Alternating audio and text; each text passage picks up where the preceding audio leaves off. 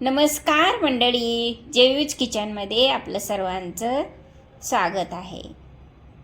आज एक नवीन भाजी तयार केलेली आहे. चला मग आपण आपल्या रेसिपीला सुरुवात करूया. गॅसवर पॅन ठेवलेला आहे. पॅनमध्ये मी तेल टाकून घेतलं. आता तेल बऱ्यापैकी गरम झालेलं आहे. आता त्यामध्ये मी हा करून ठेवलेला मसाला मी टाकत आहे. खोबरं, कांदा, लसूण, अद्रक, टोमॅटो, काही खडी मसाले, हे सगळं साहित्य घेऊन मी हा मसाला तयार केलेला आहे. आणि हा मसाला मी या तेलामध्ये टाकून घेतलेला आहे. बघा, अशा पद्धतीनं हा मसाला व्यवस्थितरित्या फ्राय करून घ्यायचा. आता त्याच्यामध्ये मी थोडं मीठ टाकून घेतलं, जेणेकरून आपला मसाला व्यवस्थितरित्या फ्राय होईल. आणि आता त्याला थोडंसं हलवून घ्यायचं, व्यवस्थित मिक्स करून घ्यायचं. बघा, आता आपल्या मसाल्याला तेल सुटत आहे, म्हणजे आपला मसाला हा व्यवस्थितरित्या फ्राय झालेला आहे. ह्या स्टेजला आपण आता हे बटाट्याचे काप करून ठेवलेले होते, ते काप मी याच्यामध्ये घालून घेत आहे. पहा, हे सगळे बटाट्याचे काप मी ह्या मसाल्यामध्ये घालून घेतले. आणि आता हे सगळं मिक्स करून घ्यायचं.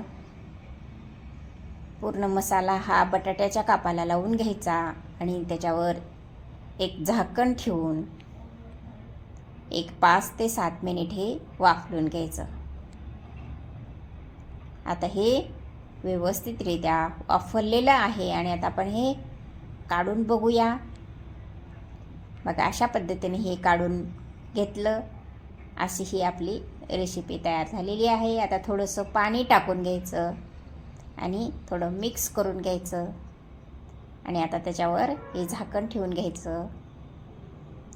हे झाकण एक 5 मिनिट ठेवून घेतलं आणि आता हे काढून बघायचं. बघा, अशा पद्धतीने हे आपलं रस्सा तयार झालेला आहे.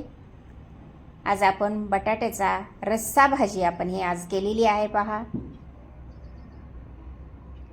आता तुम्हाला किती पाणी पाहिजे, थोडं पातळ करायचं आहे का घट्ट करायचं आहे, हे तुम्ही ठरवायचं आणि त्यानुसार तुम्ही पाणी टाकून घ्यायचं.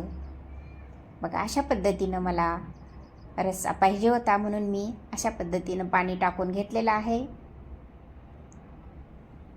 आणि ही भाजी आता तयार झालेली आहे. मी आता कोथिंबीर सर्व करून घेतली आणि आता मी ही सर्व करून घेते एका बाउलमध्ये. बघा, अशा पद्धतीने हे मी सर्व करून घेतलेलं आहे. बघा, जशी भाजी झालेली आहे तशीच खायला सुद्धा फार छान झालेली होती. लाईक करा, शेअर करा, सबस्क्राईब करा, कॉमेंट करा. खात राहा, मजेत राहा, खुश राहा. चला, भेटू पुढच्या व्हिडिओमध्ये. धन्यवाद.